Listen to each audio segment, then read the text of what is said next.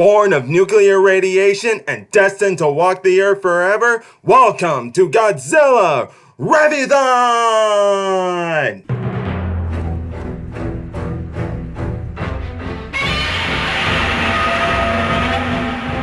What's up, YouTubers of the world? Making Geek Mixer here, ready to give you guys the 30th installment of the Godzilla franchise, and the first that introduced us to a whole new universe known as the MonsterVerse. And with the first introduction of the MonsterVerse came Godzilla 2014. So this film, it was like Legendary Pictures taking over and America's second attempt to actually do Godzilla and do it right this time, and they accomplished just that. They not only did it right with Godzilla, they also kept respect to the Japanese roots of him, which was also great. And what I loved about this film is in the fact that the suspense and thrills as it gets to the part with the monsters was interesting. And I definitely love some of the camera angles they had in this film. They were definitely something to see. But I'm not going to get too ahead of myself. Let's just go into the plot of the movie. So as you guys know about Godzilla, how he's created from nuclear radiation, well, in the MonsterVerse, things are different here. And instead, Godzilla lived long ago before mankind ever existed, and he was growing off of the radiation that was on the surface of the earth. But until as time went on, the radiation went into suspense underground to where Godzilla and the others would now live and would feed off the radiations of the earth core. Until one time in 1954, this is where the origins are different now. Sure, the H-bomb happened in 1954, but instead it was not used as a test. It was used to try to kill Godzilla in this universe, and it was done by an organization called Monarch. Monarch, just to let you guys know, plays a huge role in the MonsterVerse, and the fact that they search for ancient celestial. No. I'm just gonna say Titans. I'm just gonna say Titans because trying to say them big words sometimes, and you get messed up with it. Just say Titans are ancient species. That's what I'll say. But either case, though, what it is was that these guys look for Titans or ancient species because they know of their existence, and they're searching for them to be ready for them in case they try to resurface in the world. Well, also while there was the fact of Godzilla, there was also another monster, two of them to be exact, in this film, and that was a thing they called a Mutos. I don't know like the full name of what it was, but it was shortened into Mutos, and I'm gonna just stick with that because once again I'm not gonna bust my brain on trying to know what that was short for. But what was known is that these Mutos were like, there was one of them, but then you find out there's another one. There's a female, a male that is smaller and can fly, while you got the female that is much larger and is pregnant. You see, these two were signaling each other so they can get together and reproduce because they feed off of nuclear radiation, and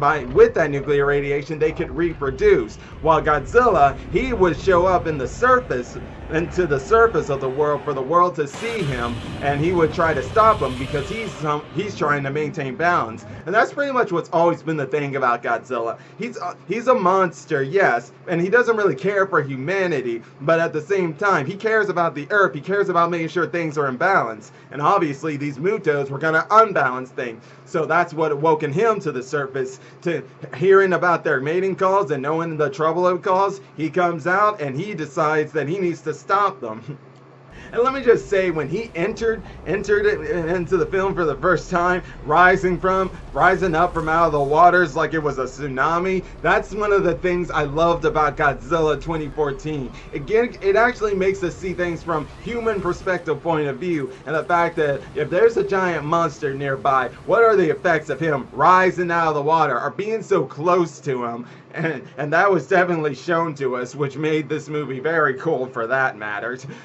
And his appearance at the airport, very epic entrance right there. It's a shame though that in this film you don't get much of the monster action until the very end. Like they kept cutting it off between the humans and the monsters. Anytime the monsters would look like they're gonna battle, it got canceled out by making us see more of what the human plot of things was going on, which is kind of was what a letdown of the film was. Is that, don't get me wrong, the human plot of the film still was good in some spots, but not really that much, because not many of the characters you really care about that much. Like, the only one I really cared about was Joe. I sort of cared a little about his son, Ford, but here's the thing. You thought, before going into this movie, I was thinking that as those main characters, they would show a little more role in it, and really, it was really just Ford and Joe who were like the main cast. Everyone else was just here and there from some parts to another. But I will say the one thing I've always liked about them, found interesting about the MonsterVerse films, from this film to the next film that came out, was how most of them have all these people who are in the MCU universe. That is definitely interesting right there. Sorry, but I'm getting off track there again. Well, not really, but you guys know what I'm trying to say. Back onto the plot and the thing that way. Godzilla, when he found the female and the male, he started fighting them in San Francisco Bay. Well, no, not San Francisco Bay. He was in San Francisco Bay, which, by the way, seeing that scene there and seeing the camera angle from like you were seeing it from those kids inside the school bus, that was something. Godzilla just showing that he had no time for these humans, and he just plows right through the Golden Gate Bridge just to get to his main objective in San Francisco, facing off against both of the Mutos.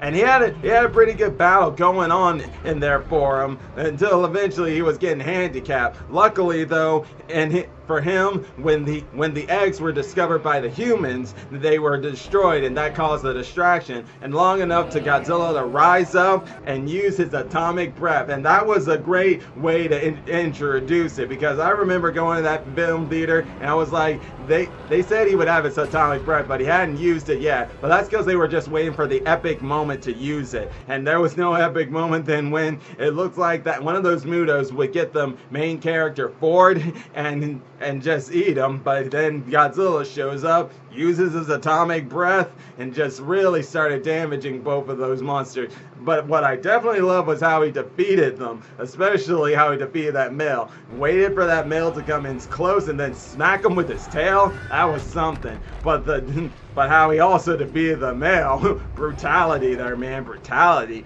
Just atomic breaths him right inside the mouth and to destroy him from the inside. Nasty stuff. But definitely that was how it all ended in the film. And then the last thing you would see with Godzilla was that he was sleeping for a while until he woke up and would head back out to sea. And the news reports saying, "King of the monsters, savior of our city." King of the monsters, yes. Savior of your city, you could say so, but not in the way like saying he likes you guys. He just did it to maintain balance. And that was pretty much what the movie was. And like I said, for the human plot of things, not really much to it. The only thing that really had me interesting in that side was the fact of Joe, who was, I forget who it was played by, but I do know that he was supposed to be the father of Ford, who was the guy who played as Quicksilver in Avengers Age of Ultron. And get this, his wife was actually Scarlet Witch. Isabella? I mean, yeah, because the guy who played as Ford, his name is Aaron, and the guy who played as his wife, well, she was the Scarlet Witch, and her name is Isabel. But I gotta tell you, man, but I gotta tell you guys, the only part of the human plot I liked was Joe and his desperation to find out answers, because he had a wife who had died in an accident, and he had spent so many times trying to figure out what happened, because he knew it wasn't an accident, even though Monarch and the government covered it up to look like it was an accident, when in actuality it wasn't. But he eventually found out. Unfortunately, though, with the answers of finding it out when the Mutos would finally surface and appear itself, that cost him his life. But at least, I guess, if anything, at least he could die knowing that he was right and that he had the answers he needed, and then he could go join his wife. The rest of the movie with the human plot side is them just trying to follow Godzilla and the Mutos and trying to stop them. And eventually, though, the way of what they want to stop them with didn't work out, and they just decided to leave things up to the monsters, let the monsters to get out.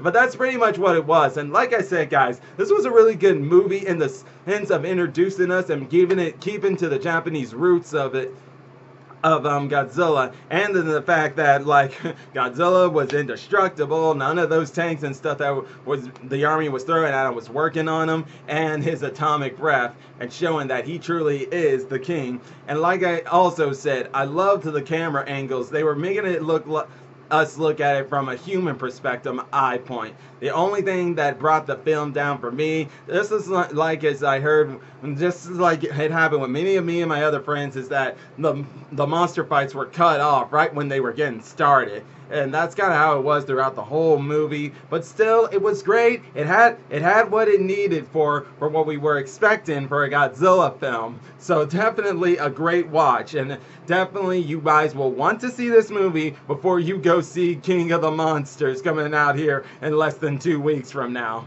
Because, man, I can't wait for that. I've already heard great things about it. I heard there's going to be a lot more monster action, which is what I'm looking for. So definitely be ready to see it, guys. But until then, that'll be all for today, guys. And if you enjoy my videos, click that like button, subscribe to the channel, and hit the bell icon to be notified when I make more videos. Until then, I'm going to see you guys in the next and final installment of Godzilla Reviewthon!